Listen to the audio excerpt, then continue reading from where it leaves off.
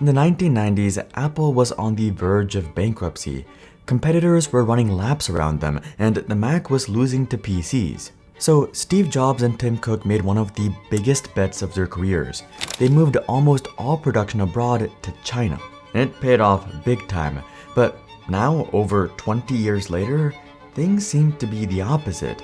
Apple is now trying to pull out of China. Something has changed and Tim Cook has gotten cold feet. Yet, things aren't so simple. Apple can't pack up and leave with tens of billions invested there. Why is Apple breaking up with China? Can they even do it?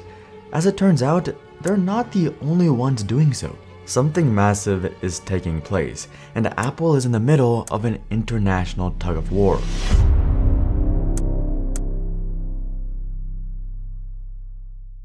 With Apple's permanent spot at the top of the S&P 500, the idea that they were once in trouble seems crazy.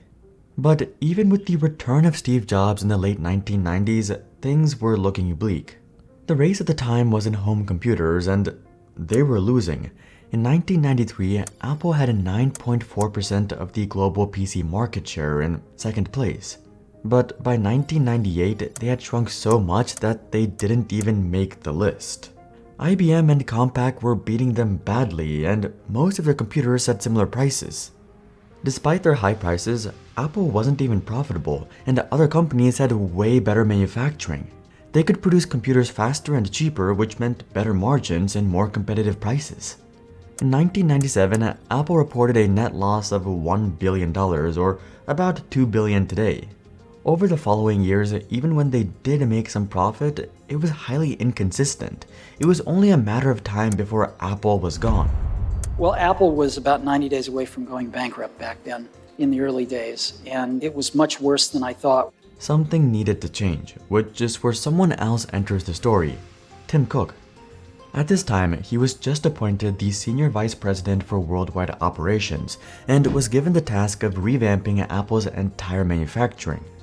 A gigantic challenge as is, but there was the ticking countdown of Apple's bankruptcy, so the pressure was on, and Cook delivered. He improved efficiency and reduced the number of suppliers, but his main focus was to outsource as much of production as possible. Manufacturing would be moved to China. We know about Apple's product breakthroughs like the iPod and eventually the iPhone, but underpinning all their product breakthroughs was this key decision, and Cook was the perfect person for it. Cook was incredible at getting costs as low as possible while keeping them efficient. If you knew how to navigate that market really well, which Tim Cook and Apple did, you could really find the best partner who would make the best component for the cheapest price. And that was sort of the brilliance of the system. In 2001, Apple formed a tight agreement with China. Gigantic factories were built, roads were paved, and housing for workers were constructed. No matter what it took, even if it meant moving mountains, China was making way for Apple. I was around when they called up the local city and asked them to build another airport because we needed a larger airport to ship out more goods. At the heart of all of this was Apple's closest partner, Foxconn. With 24/7 production, fast and efficient, and miles cheaper than anything America could offer, Apple's margins skyrocketed, and soon were climbing back to the top with consistent growing profits. Yet, possibly the most valuable thing about this partnership was Foxconn's flexibility and commitment to Apple's needs as seen in the launch of the iPhone. For example, in 2007, Steve Jobs called a meeting with executives. The iPhone was scheduled to hit stores in just over a month, but Jobs was furious. He held up the iPhone from his pocket. Across its surface, dozens of tiny scratches. The original iPhone had a plastic screen. "I won't sell a product that gets scratched," Jobs said. "I want a glass screen and I want it perfect in 6 weeks." 6 weeks to overhaul production of Apple's biggest product ever. Apple's executives sheepishly looked at one another. Jobs had once again asked for the impossible, but luckily they had a silver bullet: Foxconn. At the last minute, Apple redesigned the screen and sent it to Foxconn. Immediately, thousands of workers poured into the assembly line and started a 12-hour shift fitting glass screens. In just 4 days, Foxconn was producing over 10,000 glass iPhones every day. "The speed and flexibility is breathtaking," said one Apple executive. "There's no American plant that can match that." Foxconn was on standby for whatever Apple needed. They could hire 3,000 people overnight, another manager said. Without Foxconn, it's hard to say if Apple would have survived to see the iPhone. All of us know what happened next. Apple began to dominate, became a powerhouse worth $3.5 trillion. But the key to their success is their bottom line. They've consistently been the most profitable company in the S&P 500 while also being the most valuable in market cap.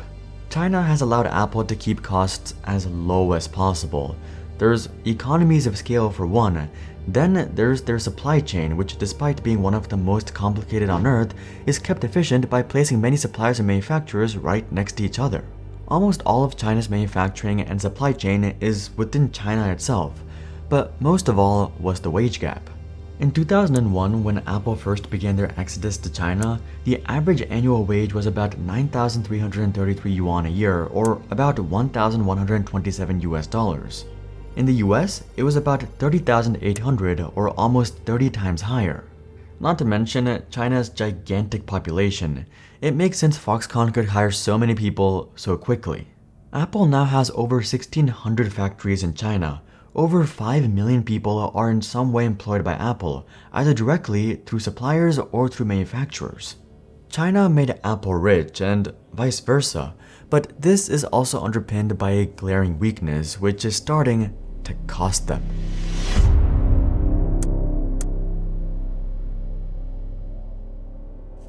In October of 2023, when Tim Cook visited one of the Chinese manufacturers, Cook revealed that over 95% of Apple's products are still manufactured and assembled in China. Apple isn't just reliant on China, they're entirely dependent on them. Even components that technically are produced elsewhere are still tied back to China. The screens are produced by LG and Samsung but assembled in China. Same with the processors, manufactured in Taiwan but assembled in China, along with the cameras from Sony. The manufacturing for all of Apple's products, be it the iPhone, AirPods, or Mac computers, are beginning to decrease their reliance on China, or at least attempting to. On the surface, Cook is positive and enthusiastic, but in reality, there's a reason to be nervous. Cook has gotten cold feet with this long-term partner, and when we take a step back, it's easy to see why. The Chinese market has also provided a huge opportunity for sales, especially with it being on the doorstep of manufacturing. But recently, things aren't looking so good. Apple was once the biggest smartphone in China, but no longer. In fact, they've dropped all the way to third in 2024 and only have 15% market share after iPhone sales dropped over 18%, the largest drop they've seen in 8 years. Wild to think. Hard to imagine given how much they've grown their dominance in the West. Local brands like Huawei and Xiaomi have taken Apple's throne, though there is a much bigger factor at play in this, which we'll get to soon. But for now, there's something else beckoning Apple to abandon China. Tim Cook has found himself at the center of a strange tug-of-war. The deep ties to China are now coming back to bite them. Low labor costs, inhumane working conditions, and even the accusations of slavery within Foxconn. They wake up, they have breakfast, they go to work, they work a solid shift, they come back to their dormitory, they sleep. It's a very dehumanizing place, and the workers are little more than the machines there. In 2010, after 14 workers killed themselves at another factory producing iPhones, Apple published promises to protect workers. So have things changed? Our undercover reporters got jobs through agencies, and within minutes, Apple's rules were broken. This has tainted Apple's brand for quite some time, but to them, it seemed to be a necessary evil. But now, it seems like enough is enough. Do I think Apple's an evil company? No. Do I think that sometimes they benefit from Chinese slave labor? Yeah, and that's pretty sick. And I think that a company that wants to benefit from American markets should also have to pay American workers a fair wage. America, and especially Trump, is trying to bring manufacturing back home, particularly in technology like semiconductors, not just for jobs, but for national security. With the rise of tariffs and pressure to move business back to America, Apple is becoming worried. The additional 10% tariffs on goods made in China being imposed by the Trump administration this time around are, for now, expected to include the iPhone. Last time this happened, Apple escaped most of these tariffs, but that likely won't be the case this time. The reliance on China that helped Apple's profits soar are now threatening to hurt them. A 10% tariff would mean a huge price hike for customers or a huge loss in margin for Apple. I love this comment from an Apple veteran. Supply chain goes all back to one guy, Tim Cook. This mess is his fault. This isn't just the buck stops at the top, it's that the buck stops with the guy who headed the supply chain, and the Tim is the master of supply chain. Tim Cook's decision was the right one for the short term and medium term, but now we're in the long term. Apple moved to China to cut costs, but ironically, being in China is now what's making things expensive. So Apple is trying to break up this marriage. Apple is trying to escape because the waters are getting dangerous. They have seen the storm and are trying to evacuate. So where? Back to the United States? Not exactly. As much as Trump and the United States want manufacturing back in America, that's probably never going to happen, at least on a large scale. Instead, Apple has begun pouring billions elsewhere. Apple is bringing much of their manufacturing to India, and like China in the 2000s, it's mutually beneficial. In 2020, India passed the Production Linked Incentive, or PLI. The nation wanted to position itself not only as an alternative to China, but as the leading global manufacturing hub. The scheme shall extend an incentive of 4 to 6% on incremental sales of goods manufactured in India to eligible companies for a period of 5 years. Essentially, the more a company increases production in India, the more they get in cash back. This has worked wonders. Since 2020, the scheme has brought over $17 billion in foreign investment. A significant chunk of that comes from Apple, but also their existing partners, Foxconn. India accounted for 14% of iPhone production in 2024. Still a small chunk, but their growth in international manufacturing is starting to take off. From 2.7% of electronics exports in 2019 to 6.7% in 2024. But there's a problem. Predictions indicate India's iPhone production volumes could match China's within 5 years. However, achieving comparable revenue contributions to Apple's global operations could take 10 to 15 years.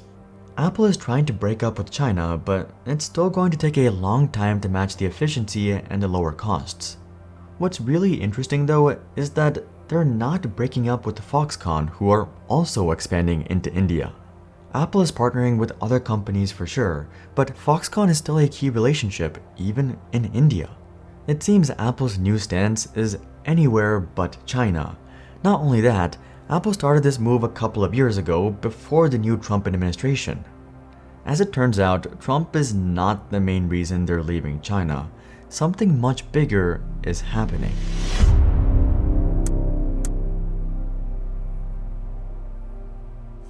Beijing's National Bureau of Statistics reported that in 2022 and 2023, over $160 billion of earnings were pulled out of China. Then in 2024, the unthinkable happened. China's foreign direct investment, FDI, fell. In fact, it fell 29% compared to the previous year. Something is happening, something big. Walmart sold a stake in one of China's e-commerce platforms worth $3.6 billion, which it had held for 6 years. IBM closed a research facility in China. Honda halted production of 3 Chinese plants. Giant US law firms announced the closures of offices in Beijing and Hong Kong. And Dell announced it's moving manufacturing away from China. Most of this is very recent. There is a corporate exodus from China, with many moving to India, back to the US, or Southeast Asia. Trump's tariffs are undoubtedly at work here, but in my opinion, that's just the catalyst that pushed things over the edge. I believe this actually started a few years ago. The pandemic was a wake-up call for companies. China's tight lockdowns caused a gigantic disruption to supply chains. The world became suddenly volatile for business, but this was even worse for companies like Apple. When all manufacturing is located in one country, you're at the mercy of whatever that country wants. The pandemic made companies realize just how reliant they were on China, but that's not all. China has been slowly changing. They're becoming stricter towards foreign companies. For example, in 2017, they enacted China's cybersecurity law, which requires data generated in China to be stored within the country. This law also came with stricter regulations and more audits by the Chinese government. Then, in 2021 came the Anti-Foreign Sanctions Law. If companies follow sanctions placed on them by the West, the Chinese government will punish them. For a company like Apple, who has special attention from multiple governments, this puts them in a difficult position. China began to abuse its position and leverage all the companies who had become reliant on them. But possibly worst of all was the revision of China's company law in 2024.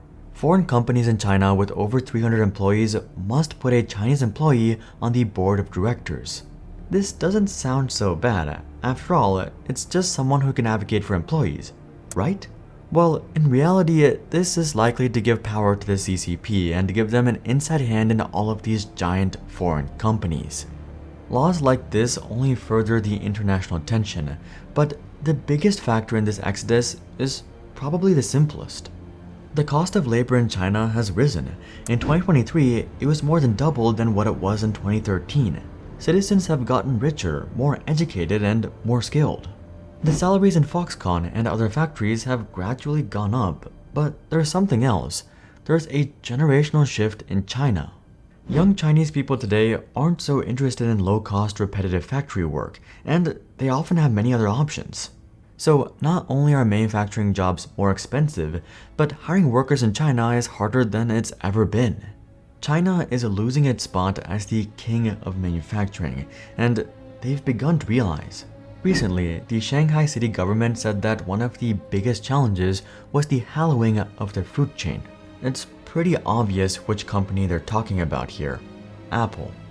Officials are now trying to bring back foreign investment, but it might be too late. China will always be a hub for manufacturing and may be the king for a long time. But Apple and others are starting to realize the risks of leaving all their eggs in China. Will India soon have 95% of Apple's manufacturing? I don't think so, but they are diversifying, and that's probably for the best. If you would like to see more questions logically answered, comment that down below. But until then, I'm Hari, and I'll see you guys on the next one.